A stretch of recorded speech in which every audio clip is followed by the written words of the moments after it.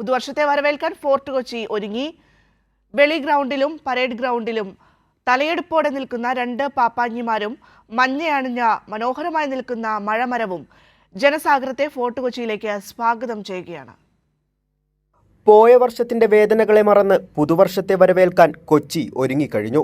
ഇക്കുറി കത്തിക്കുന്നത് രണ്ട് പാപ്പാഞ്ഞിമാരെ. വെളി ഗ്രൗണ്ടിൽ ഗാലറി ഫോർട്ട് കൊച്ചിയുടെ നേതൃത്വത്തിലും പരേഡ് ഗ്രൗണ്ടിൽ കാർണിവൽ കമ്മിറ്റിയുടെ നേതൃത്വത്തിലുമാണ് പപ്പാഞ്ഞിയെ കത്തിക്കുന്നത്. ഇറ്റാലിയൻ കാർണിവലിൽ അവതരിപ്പിക്കുന്ന ഒരു പപ്പയാണ് ഈ പ്രാവശ്യം ഗാലാഡി ഫോർട്ട് കൊച്ചി നിർമ്മിച്ചിട്ടുള്ളത്. ഈ പപ്പ കത്തിയെരിയുമ്പോൾ ഞങ്ങൾ വിശ്വസിക്കുന്നതും കേരളമാകെ വിശ്വസിക്കുന്നതും ഇന്ത്യയിലെ തന്നെ ഏറ്റവും വലിയ പപ്പാഞ്ഞിയാണിത്.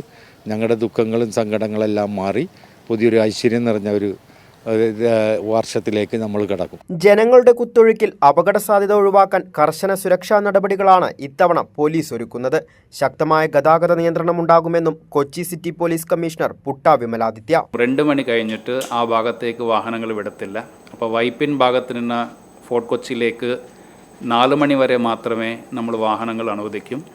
അത് കഴിഞ്ഞിട്ട് അവിടെ നിന്ന് 7 മണി വരെ മാത്രമേ ആൾക്കാരെ ഫോർട്ട് കൊച്ചിയിലേക്ക് വരാൻ അനുവദിക്കും. മാക്സിമം പബ്ലിക് ട്രാൻസ്പോർട്ട് ഉപയോഗിക്കുക.